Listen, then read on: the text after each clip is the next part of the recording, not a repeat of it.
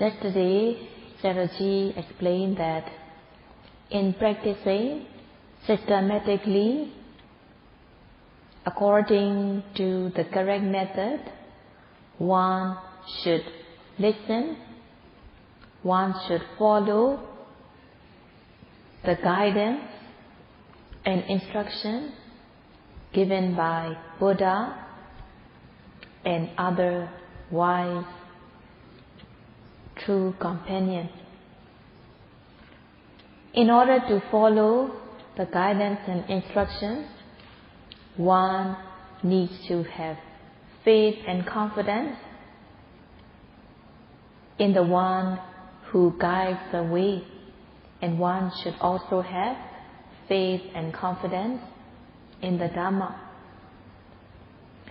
If one does not have faith and confidence in the Buddha who guided the way, in the Dhamma, one will not be able to follow. And if one does not have faith and confidence in the way of practice, one will not follow.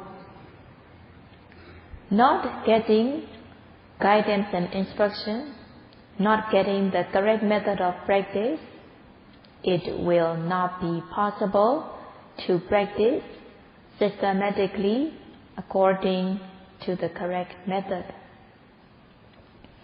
Not practicing systematically according to the correct method, it is impossible to remove the kilesa defilement, the opposite mental state, and thus the lokiya satya, the two mundane truths, will not be obvious, will not be prominent to the person. So that's why it is very important to have faith and confidence. One should have faith and confidence in the Buddha. Buddha is called Sattu because Buddha guided the way, Buddha guided the path. Sattu is translated in Burmese simply as Buddha, but actually the true meaning of Sattu is the one who guided the way, the one who guided the correct path. So it was the Buddha who guided the correct path, and one should practice the Dhamma that was guided by the Buddha. So the Dhamma has the quality of uplifting the practitioner so that the practitioner will not be inferior or degraded. And today, Sayadaw will explain briefly what is explained in theory combining with the practice. Sattha means the one who guides. The one who guides, the one who gives guidance and instruction. In order to bring benefit for others, there is guidance and instruction. In order to make others be free from harm, there are disciplines, what one should be refrained from. So in this way, there is definite guidance, instruction, and discipline that one should follow. In order to bring benefit, there is definite, accurate guidance given. In order to avoid harm, there are disciplines that one should stick by. So the person who gives guidance and instruction in order to bring benefit for others, in order to avoid others from being harmed, such kind of person is called Sattha, the one who guides. So Sayadaw gives an example. Nowadays, when patients go to see the physician, they go to the physician in order to get treatment, as the patient has trust on the physician. Even if it is not from one's personal experience that the physician can cure the illness, but from hearsay, from hearing that other people get cured by the physician's treatment, one goes to the physician who has a good reputation. If the patient is cured by the physician once, then the patient has more confidence in the physician. So when the physician asks the patient about the symptoms and prescribe certain medicine in order to cure the illness, the patient should take the prescribed medicine. And also the doctor, the physician, may ask the patient to take certain food that is suitable for the patient, and the patient must take suitable food that the physician had prescribed. And also the physician may tell the patient what kind of food to avoid, what kind of things to avoid, and the patient must take care to avoid such things. So in this way, it is not enough just to take the prescribed medicine alone. It is not enough to take the prescribed medicine regularly, but one should also take suitable food, and one should also avoid things that should be avoided. So just as the physician prescribes medicine and suitable food, and at the same time the physician tells the patient what food to be avoided, what things to be avoided. In the same way, Buddha guided the being to perform things that will be beneficial for the beings. And at the same time, Buddha also set discipline so that the beings can avoid committing bad behavior in order to avoid harm. So Buddha gave definite guidance and instruction in order to bring benefit for the beings. And also there are prohibitions that the Buddha had prescribed so that beings will not meet harm. So the discipline and the prohibitions are set not to suppress, but in order to avoid harm to the beings. So Sattha is the person who guides, who gives guidance and instruction in order to bring benefit for beings, in order to make beings avoid harm. And such kind of guidance and instruction are given with compassion, karuna, and such kind of special person in Pali is called Sattha. Having Metta and Karuna loving kindness and compassion alone, one cannot guide others to refrain from wrongdoing and to perform beneficial things.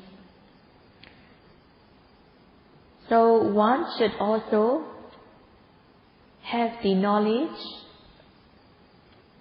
understanding distinctly between beneficial and unbeneficial. Only then one can give guidance and instruction. So one should be endowed with Metta and Karuna, as well as the knowledge, understanding beneficial and unbeneficial, in order to give guidance and instruction to others. If one has bad behavior by body, speech and mind, such a person will meet harm. By refraining from wrongdoing by body, speech and mind, one will benefit. As much one can refrain from wrongdoing, the more one will benefit. So Buddha has set the discipline so that beings can refrain from wrongdoing. In order to give guidance, one should know what is beneficial, what is harmful by oneself. Buddha, having perfected paramis, perfection such as dana, throughout many existences, Buddha understood very well what should be refrained in order to gain benefit. And Buddha understood to the utmost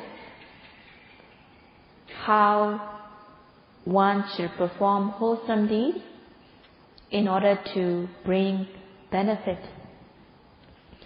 So Buddha gave guidance and instruction not from imagination, but from what Buddha himself had found out through the practice.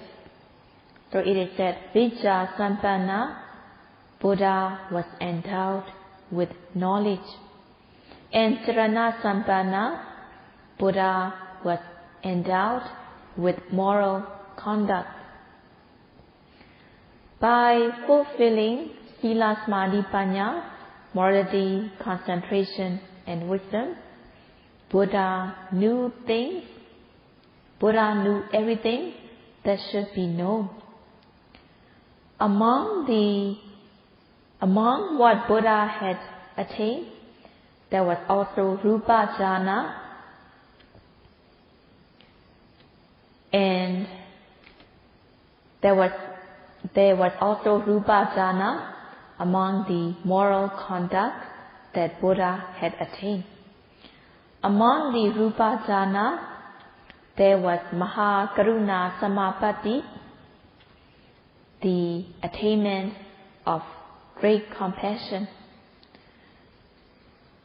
When absorbed in Mahakaruna Samapatti, Buddha could see the beings, the pitiful beings who had gross behavior by body, speech and mind, and thus they are suffering.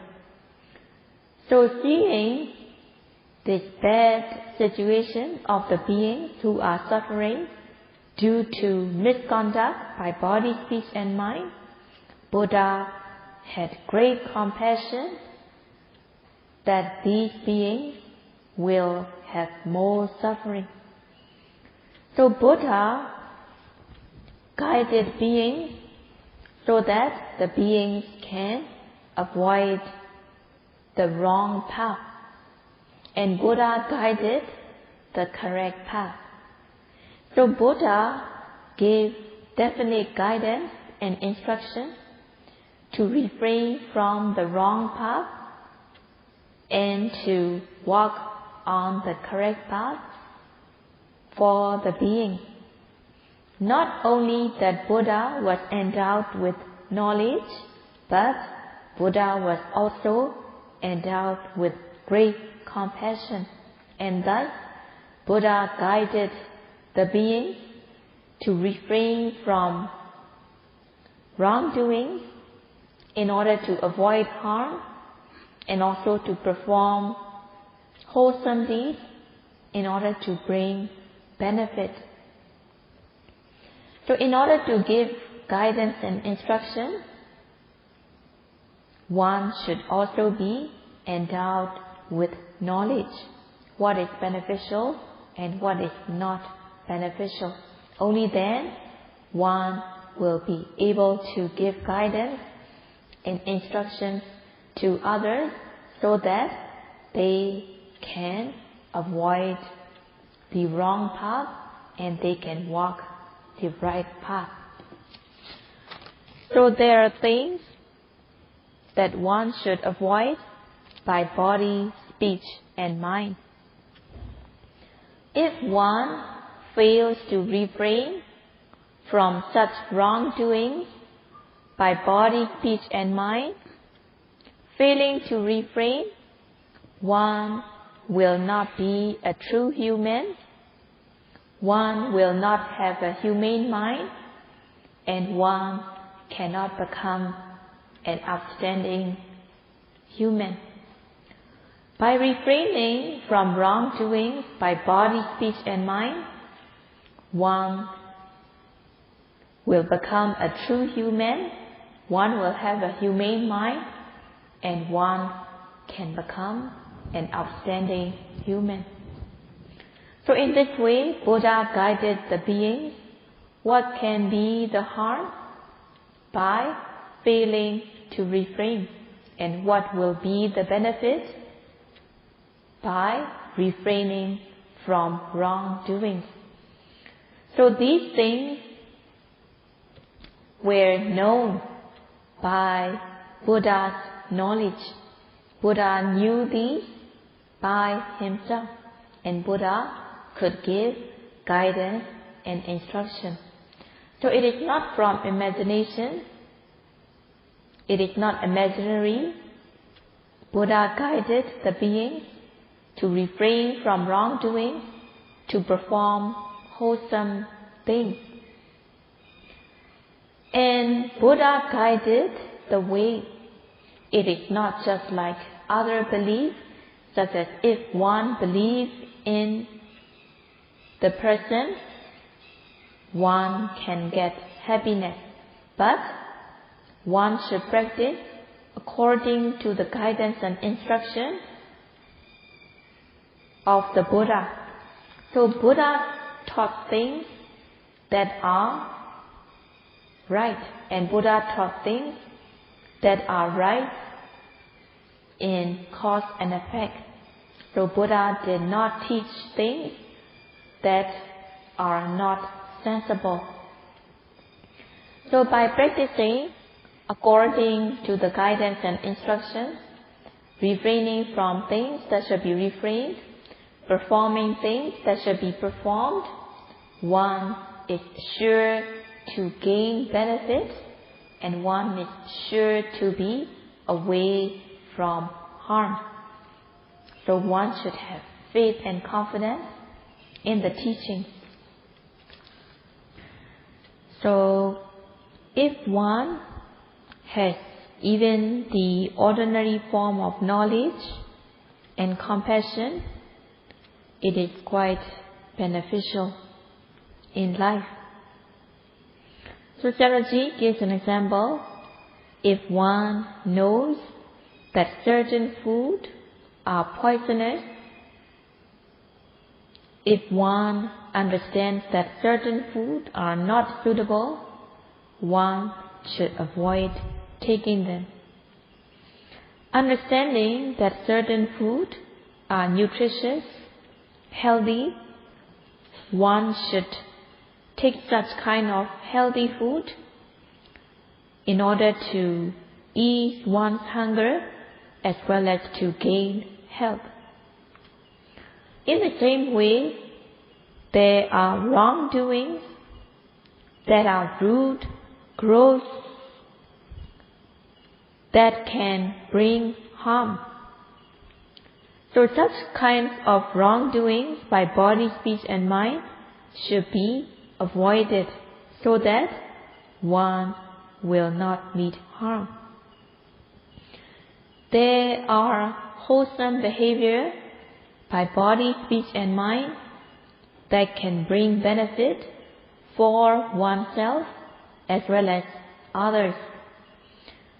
Having such kind of knowledge, understanding what is really beneficial, what is really suitable, what is harmful, one will be able to refrain from wrongdoing by body, speech and mind. Having prudence, having the power of reasoning, one will be able to avoid wrongdoing so that there will not be harm. Refraining from wrongdoing, fearing it will ruin one's own benefit, refraining from such wrongdoing, one is also protecting others from being hurt. As one does not commit transgression by body, speech and mind,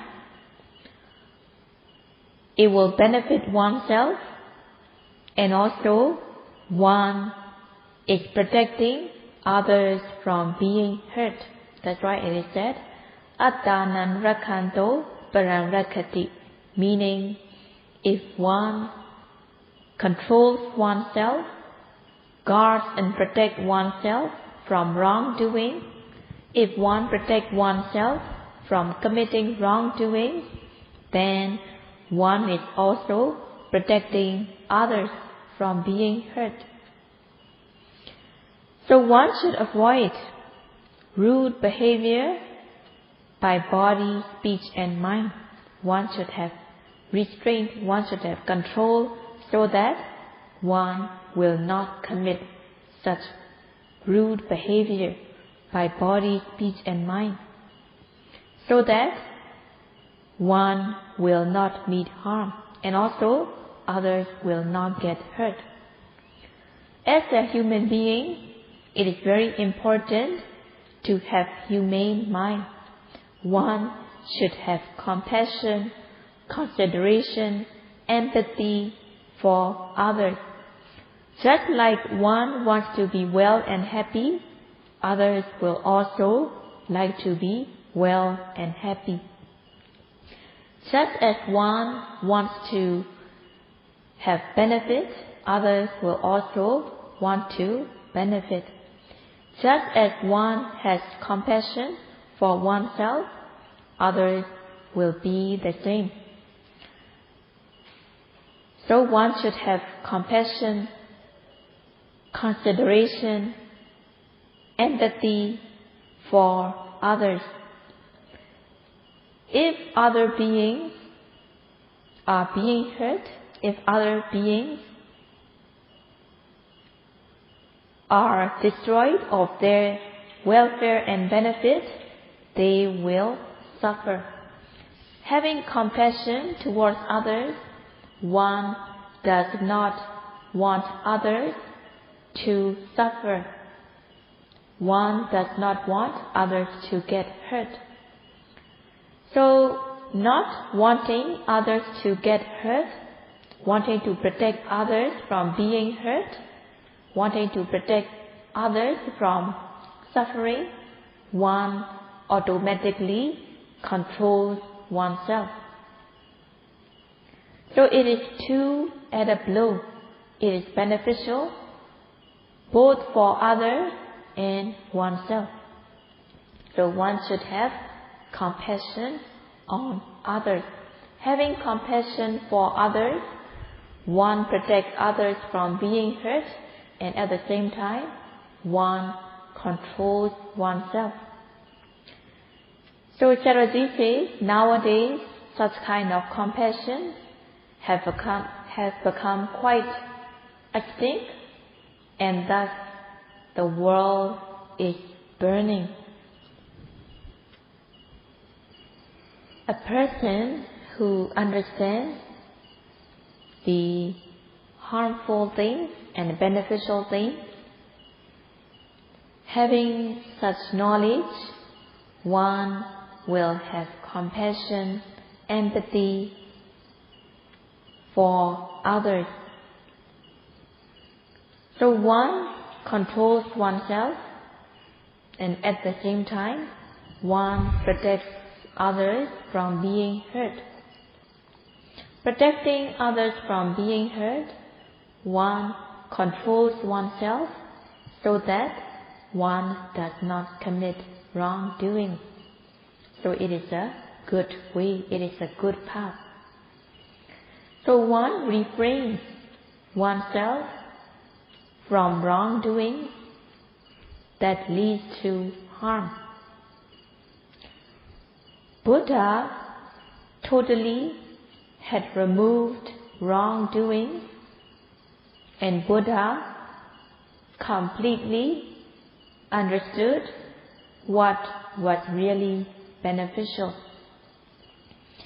Having this knowledge, Buddha had great compassion for being, not wanting being to get harmed, not wanting being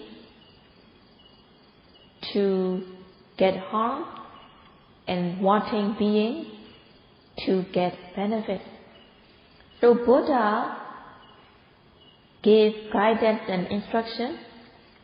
Buddha gave definite guidance that should be followed in order to get benefit. And Buddha prohibited wrongdoing by refraining from the things that are prohibited. One will not meet harm.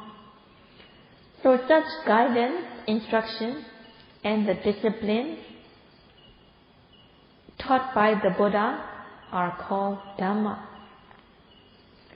So the Dhamma has the quality of uplifting the practitioner. The Dhamma has the quality of uplifting the person who follows the guidance and instruction accurately, precisely, so that the person will not be inferior or degraded, and it is called Dhamma. Dhamma can uplift so that one will not fall low or degraded. So the Dhamma can uplift, help, support, protect. It is the meaning of Dhamma. So the Dhamma in Burmese is called Taya, and the Dhamma can be translated in other languages. But the hidden meaning of Dhamma is that it can uplift, support, help, protect the person who practices the Dhamma. So it means that the Dhamma can only uplift the person who practices systematically, and the Dhamma cannot do anything for the person who does not practice. The one who does not practice the Dhamma, when she comes across desirable objects, there will be greed. When greed arises in the mind is inferior, degraded, and low class. When greed becomes extreme, one wants to take the object unlawfully. Such kind of mind is very low, very degraded and inferior. Indulging in greed, the person also becomes inferior, degraded, very low. Lobha has the gravity of pulling down the person so that the greedy person becomes inferior and degraded. Anger, aversion also has the gravity of pulling down the person so that the person becomes inferior and degraded. Indulging in dosa, one commits wrongdoing such as tormenting, torturing, killing other beings. Committing, torturing, tormenting, killing, the person who commits these wrongdoings is inferior and degraded. And if one indulges in delusion, the person commits things that are very low, very inferior, very degrading. If one has delusion, one commits these wrongdoings. So in this way, these defilements have the gravity of pulling down the person so that the person becomes inferior and degraded. The Dhamma uplifts the person from such inferior state, degraded state, to the practitioner who practices systematically. So Sayadaw gives an example of the gravity of the earth. Because the gravity of the earth is pulling, the objects fall down due to the gravity of the earth. In the same way, the defilements are pulling down with its gravity so that beings become very low, inferior and degraded.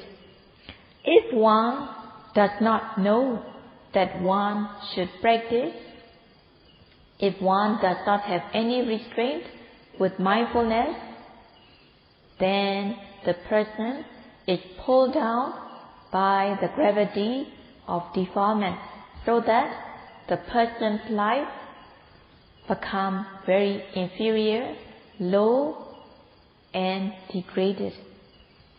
So the Dhamma has the quality of uplifting the practitioner who practices systematically according to the Dhamma, so that the person will not be inferior or degraded. And Sayadaw will continue to explain the next day.